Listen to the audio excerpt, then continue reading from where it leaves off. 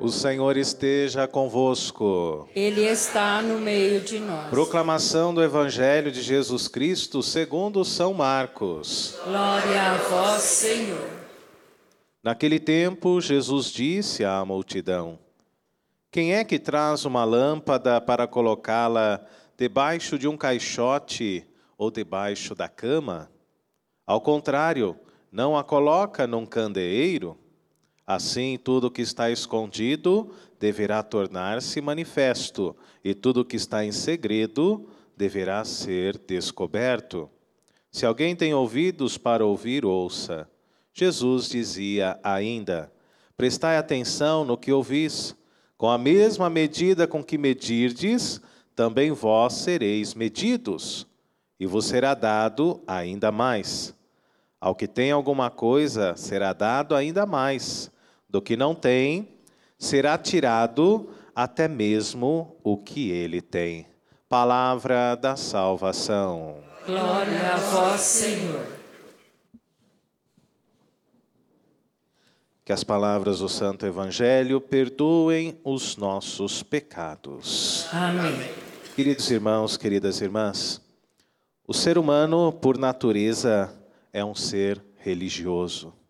O ser humano, por natureza, tem sede de Deus, assim como fala, assim como canta o salmista no Salmo 62. Nós temos sede de Deus.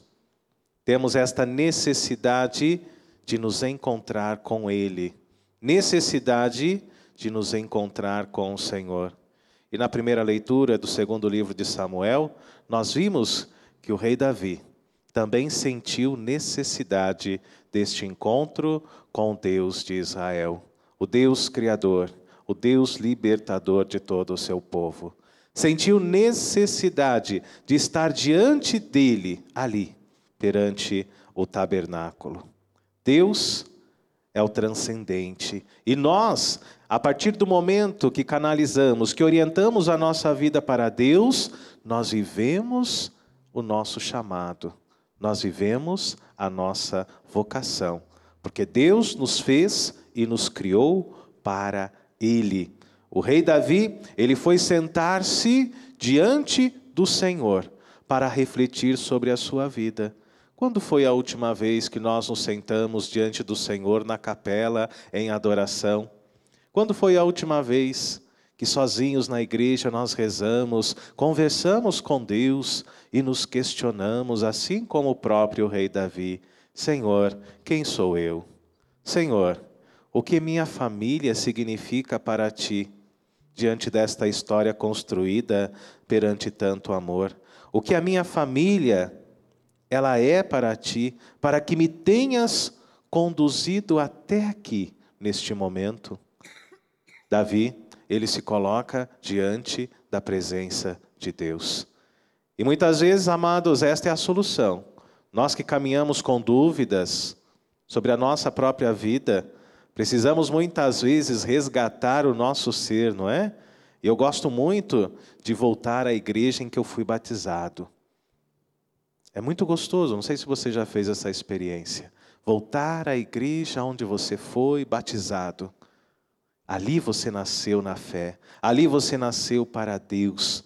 E quando nós vamos à igreja, com o coração desejoso deste encontro, nós encontramos ali a nossa própria identidade. Quem nós somos? Para que nós fomos criados? Qual o sentido da nossa vida no mundo? Como isso é bonito, queridos irmãos e irmãs. É preciso refletir sobre a nossa vida. Tem gente que reflete, é verdade, mas não sobre a sua própria vida. Tem gente que gosta de refletir sobre a vida dos outros. Esse é um perigo muito grande, não é? Porque não nos coloca diante de Deus. É preciso refletir, sim, sobre a sua própria vida. Quem sou eu? Será que tenho feito a vontade de Deus? Será que tenho gastado bem a minha vida, que é tão curta, com as coisas que Deus tem me pedido? Refletir sobre a sua vida e não sobre a vida do próximo e não sobre a vida do meu irmão. E a partir do momento que nos encontrarmos com Deus através da oração, desta reflexão, nós concluiremos sem dúvida alguma o quanto Deus é bom dentro da nossa caminhada de fé. O quanto Deus é maravilhoso, o quanto Deus é misericordioso. E se nós chegamos até aqui hoje, nesta manhã, diante desta Eucaristia, amados, é porque Deus é misericordioso, porque Deus permitiu, porque Deus está à nossa frente. Ele é o Sabaote, Ele é o Senhor de todos os exércitos e nos dá o dom da vida para que nós possamos gastar bem, para que nós possamos investir nele tudo aquilo que somos. Quando nós olhamos para a nossa caminhada de fé diante do Senhor, nós percebemos o quanto Deus nos ama, o quanto o seu amor é infinito, o quanto Deus verdadeiramente nos quer bem. Não existe ninguém no mundo que nos queira tão bem quanto Deus. Nem mesmo as pessoas que nós amamos. O amor de Deus é maior. O amor de Deus é infinito. O amor de Deus é superior. E muitas vezes nós não compreendemos porque a nossa razão, ela é pequena, ela é limitada diante da grandeza de Deus. É interessante a primeira leitura porque nos coloca justamente diante de Davi, o rei, que parte ao encontro de respostas, que quer para o seu reinado a bênção de Deus. E neste encontro Deus fala ao seu coração, Deus se manifesta a ele.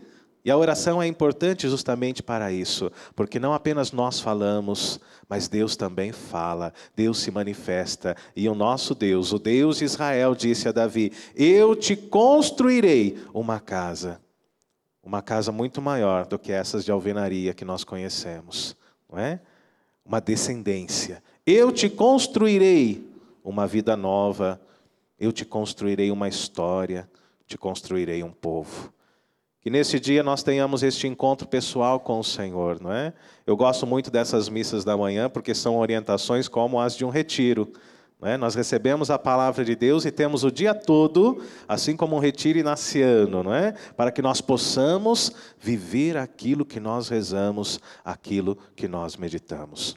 Meus queridos, no Evangelho de Marcos, capítulo 4, versículos de 21 a 25, o evangelista continua a nos dizer quem é Jesus Cristo. Ele diz hoje: quem é que traz uma lâmpada para colocá-la debaixo de um caixote ou debaixo da cama? Talvez você de casa aí não esteja vendo, mas nós temos lâmpadas aqui, olha. E as lâmpadas não ficam no chão. As lâmpadas, elas ficam no alto. Para quê? Para que elas possam cumprir o seu papel. Qual o papel de uma lâmpada, meu povo? Iluminar. Qual o papel de uma vela? Iluminar. E assim diz a palavra, também as velas. O lugar delas era um lugar onde ela possa brilhar, sob um candeeiro. É esta a missão da lâmpada, de brilhar. E desde o Natal, nós rezamos e meditamos que Jesus Cristo é verdadeiramente a luz do mundo. Ele que nasceu para nos entregar a esperança, a luz da humanidade, Jesus Cristo. E assim como nos fala a palavra de hoje, Jesus Cristo é a luz de Deus. O evangelista mais uma vez responde: Jesus Cristo é a luz do mundo, aquele que veio nos redimir, é o Cristo Redentor. E quando nós olhamos para a cruz de Jesus, queridos irmãos e irmãs, ali nós compreendemos que esta luz, ela está levantada no mais alto possível, para iluminar toda a humanidade. Na cruz de Jesus, nós compreendemos que Ele é verdadeiramente a luz de Deus, a redenção do Senhor, que veio brilhar diante das trevas e diante de toda a escuridão, diante de todo o pecado. Jesus é esta luz. E nós devemos ser também luz na vida da nossa gente, na vida da nossa família. Você tem sido luz? Por onde você passa, tem levado a luz de Deus? Tem iluminado os caminhos ou tem trazido trevas, escuridão, brigas, mentiras, fofocas? Nós não queremos isso para a nossa vida. O cristão é ser chamado no mundo um novo Cristo, Cristo é a luz, e nós devemos também resplandecer como velas esta luz de Deus para o nosso próximo.